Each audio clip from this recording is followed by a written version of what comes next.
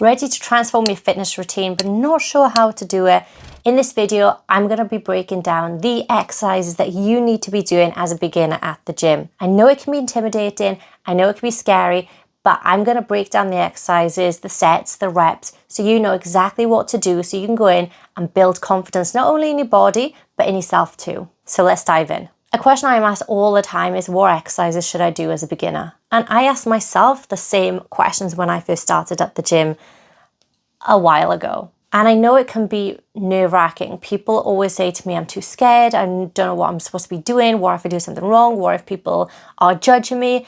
And then they also say, no, people aren't looking at me, but I'm scared that they're going to be judging me. So I've also been there as well, and I've made mistakes, things that can make me look funny.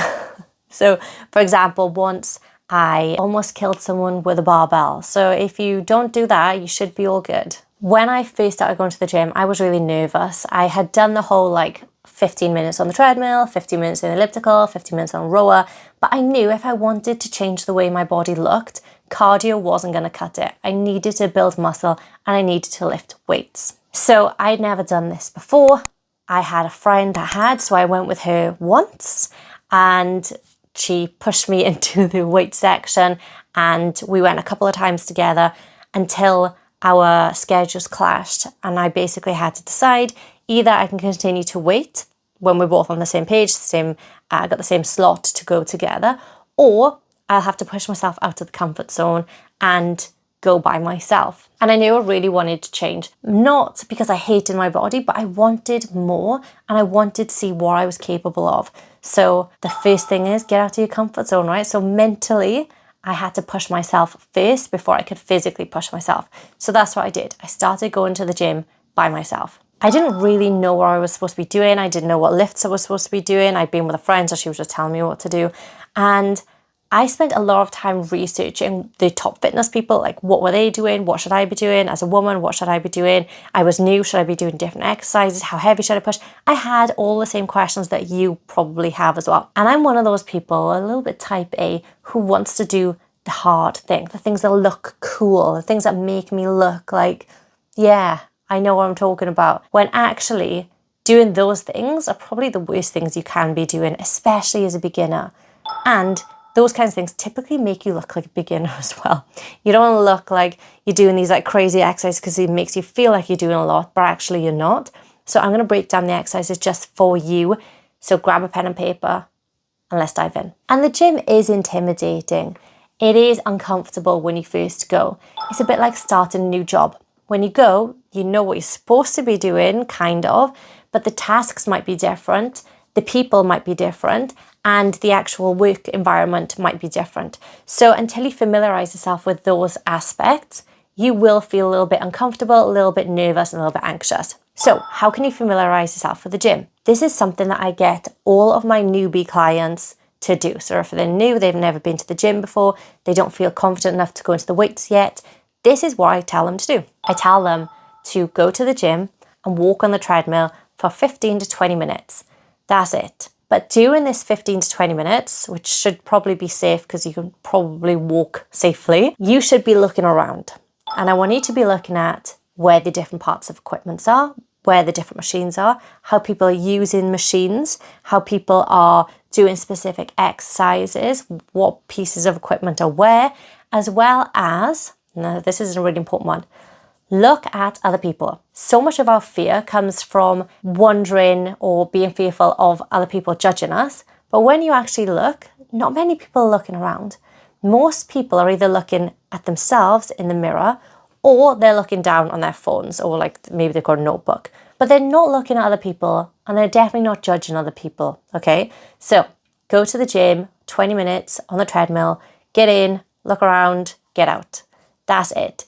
Do that 2 to 3 times a week for a week or two to gain familiarity with the gym environment. Now, something that stops people from going to the gym is not knowing what to wear. And this should not be an issue. If you want to wear some short shorts and a sports bra, go for it. If you want to wear matching outfits, go for it. If you want to wear something baggy that covers you, go for it. You need to go wearing something you feel comfortable in. Maybe not confident, because maybe you're not confident yet, but something you feel fairly comfortable in to go to the gym and do your exercises, do your workout. There's nothing worse than when you go into the gym and you're wearing like a tight top because you think that's what everyone else is going to be wearing, or tight tights, and you feel like the whole time you need to like suck your belly in. You're going to feel uncomfortable. You're not going to want to do the exercises. You're not going to be able to perform the exercise as well because you're going to be too self-conscious. You're going to dread going, you're not going to continue to go. So make sure you wear something that you feel comfortable in. And finally, one of the most important things, in my opinion, is your playlist. Make sure you've got your playlist downloaded so you don't get any internet issues onto your phone so you can go into the zone. You can block out the world, put your headphones in and do your workout. So what exercises are you supposed to be doing? Well, it's going to depend, like most things, it depends. And one of the things it depends on is your goals. So is your goal aesthetics? Do you want to look good? Do you want to lose weight? Is it performance? Are you trying to get better at a sport? Or is it overall health? Now, here's a caveat. If you want to lose weight, it is not going to happen at the gym. Nutrition is the most important thing that you should be focusing on if you're trying to lose fat. So the exercises that you should be doing, and I think everybody should master these exercises, are going to help you build strength, functionality so that you can move long term, as well as confidence in your body and at the gym. There are 5 fundamental movements that you need to nail as a beginner at the gym. The first one is your squat. This is a fundamental movement. When you go to the toilet, when you sit down, maybe you sit into your desk, that is a squat that you're doing to get into that position. It is a movement that we're going to use probably for the rest of our life. So let's practice and get really good at it. First of all, start with a bodyweight squat. This is when you're not holding a weight and you're just squatting. Now you can do this onto a box or a bench. That's a really good place to start. As you progress and as you get more confident, you can start getting lower and lower and lower until you pass 90 degrees. So your knees are at a 90-degree angle. Once you pass that, now you can start to add weight. There are lots of different squats that you can do. You could do a goblet squat, a barbell squat, a zircon squat, a front squat. There are lots of different ones. Personally, I would recommend going for a goblet squat first, and then, this is a little bit controversial, but I actually recommend people go into a front squat before a back squat. And this is because it forces the chest up, because if you fall forward, the barbell is going to fall. So if your chest is up, that is the movement that you want to be in during a back squat as well. So when the barbell is on your back, you're still going to have the good posture that you've gained from doing the front squat for such a long time. The squat works your core, your quads, your glutes and your hamstrings. So that is basically all of your legs and your core muscles. To perfect the squat, here are your cues. Knees out, chest up, bum back. That's what you need to be thinking of throughout the whole thing. They're the main cues you're going to need to nail a squat. Next up is probably my favorite exercise of all time. It is a deadlift. Now this can be quite a scary movement. People really worry that they're going to hurt themselves, they're going to pull their back. And the fact that it's got the word dead in it probably is not very helpful either. But it is one of the most important exercises you can do. It's got the most bang for your buck. It's going to make you build muscle and burn fat like no other exercise. It's going to strengthen your back, your core, and your legs. Basically just the whole posterior chain, which is the back half of your body. There are different types of deadlifts. There is a conventional or traditional deadlift. There is a sumo deadlift and a Romanian deadlift. Now personally, I prefer the conventional. I really think that you should nail this before moving on to any of the other ones. The cue here is to keep your core nice and tight. Brace your core. When I teach people how to brace their core, I tell them to think about if I was going to come and punch them in the stomach, they'd cinch their body together, and that's what you want to think of. This bracing is going to support your back and limit the risk of injury. I've got a video on how to deadlift and I will put the link of that in the description. Next up, we've got a chest press. This is a push movement using your chest muscles. Maybe you're thinking, well, I don't want to get a chest like a man. I want to keep my boobs. Well, good news, this is going to help lift them up. It's also going to help tone your upper body as well as your arms. It's a very, very important exercise because we are going to be doing back, which is going to be a pull exercise, and we need to be balanced so that we reduce the risk of injury and that we look balanced also. Now, this one you could do at home. You can start with a push-up. Now, if you can't do a full push-up, you can start on a wall and progress. So here's the progression for a push-up.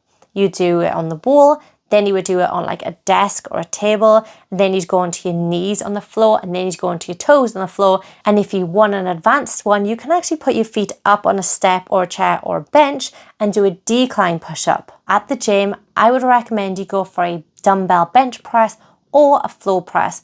I prefer a bench press because it gives you a wider range of motion, but if there's no benches available or you pushing yourself into like a little corner there, you can do it on the floor and you'll have a shorter range of motion, but you'll still work the chest. Notice I'm not talking about any machines, and there is a reason for this. You could do a chest press machine, you could do a hack squat machine, but we want you to really build up the whole functionality of your body. We want you to build up your core strength, something that you could lack if you purely use machines. So you can move on to machines at a later date, but the priority right now is nailing these exercises. And with that being said, exercise 4 is your row. This is going to be important for back and arm strength. So if you want a toned back, if you want that hourglass figure, work on your back. Lots of people here would recommend a barbell bent over row. I don't. I find a lot of people when they're first starting at the gym have quite bad form when it comes to a bent over row and then hurt their back. So I much prefer recommending a single arm bent over row when you are supporting your body weight on a bench or on some sort of platform. I've got a video on how to do this as well, and I'll put that in the description for you too. And finally, the shoulder press. I said the deadlift was my favorite, but now I'm thinking maybe the shoulder press is my favorite.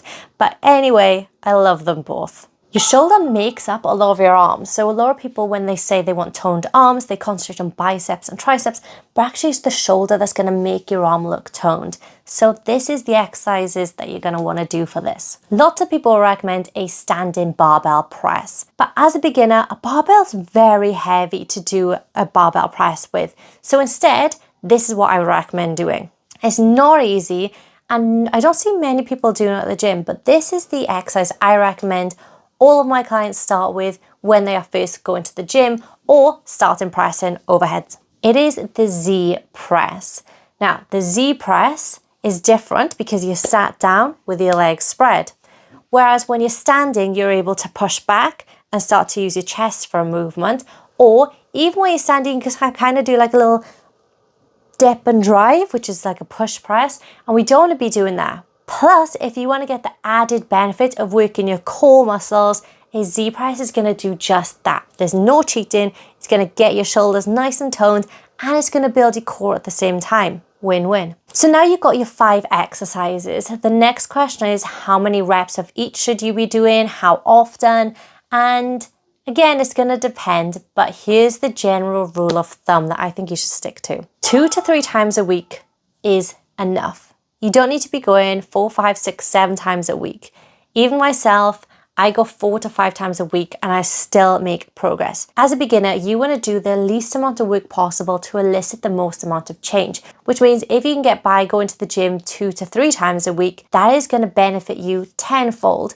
And then later on down the line, if you feel like you've got more time or you really love it, you've got the extra day to add on. Whereas at the beginning, your focus doesn't purely need to be at the gym, needs to be in other places too. So you're going to be going to the gym 2 to 3 times a week. This is also going to give you the time to recover between sessions, especially as a beginner. You can get some aches, some DOMS, delayed onset muscle soreness, which is normal, but not something to chase. You do not want to be thinking, I'm not sore, so I didn't do a good workout, or I'm really sore, so I must have had a good workout. I have good workouts all the time and don't feel sore. When you feel sore, you've either overreached or it's a new exercise and your body's not quite used to using it that way. So don't chase soreness as a reflection of whether you had a good workout. When it comes to how many of each exercise, I would recommend doing 2 sets of 8 to 12 reps, which means that you need to be sitting where it's not so heavy, you can't do 8 reps, and not so light that you could do over 12. This is what it looks like. If you're doing a press for 8 to 12, you would do 1, 2, 3, 4, 5, 6, 7, 8, and then 8, 9, 10, 11, 12. So you've got a range of 4 there that you can stop in between. You don't want to be at a point where you can't lift that last one, and you don't want to be at a point where there's loads left in the tank. So when people ask how heavy they should be lifting, that's going to be down to you and your strength. That 8 to 12 that you just did, the 8 to 12 repetitions, they are 8 to 12 reps, and that is one set. Then you're going to have a rest. Your rest is going to be 60 to 90 seconds, and then you're going to go again for 8 to 12. What you might find is the first one you could do 12 reps, and then because your body's getting a little bit more tired, maybe the second set you could only do 10. That's okay. The goal isn't to be maximizing every single time you go. The goal for you as a beginner is to get really good at the exercises. Practice the movements. Go in, practice, practice, practice. The strength will come. In your rest period, your 60 to 90 seconds, yes, that does seem a lot if you've been doing classes before when you've got like 20 seconds rest, but you need to be thinking about your next set. How did I do on my last set? What should I improve for my next one? How can I go a little bit deeper or a little bit stronger, or how can I go a bit slower?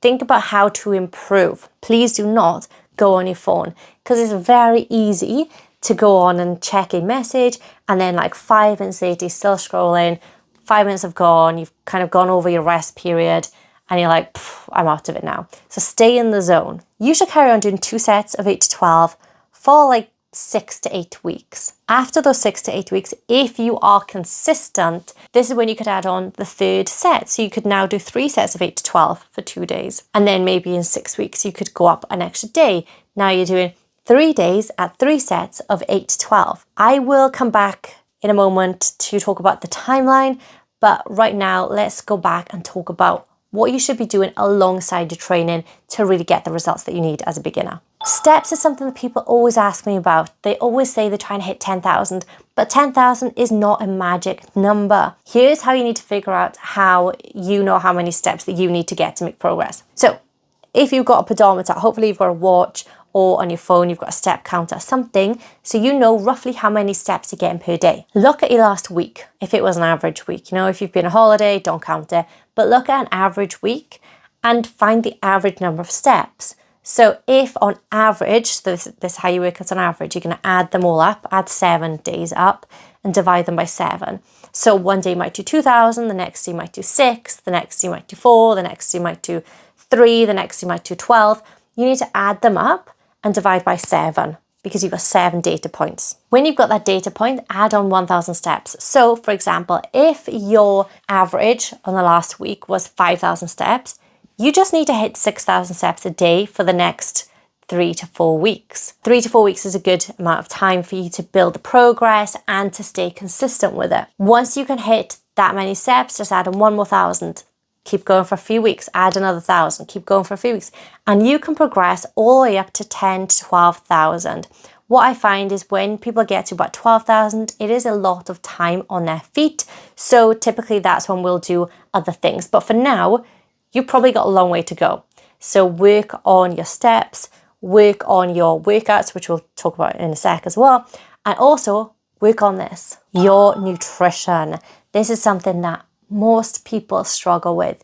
People generally feel like once they're in the groove of working out, they're having a good time, they're getting strong, they're feeling confident, but the nutrition goes to shit. How many calories should you be eating? It doesn't matter. As a beginner at the gym, you should be focusing on your protein intake. And for the first 8 to 12 weeks, you should not only be focusing on your protein intake, but also the quality of your calories that you're eating.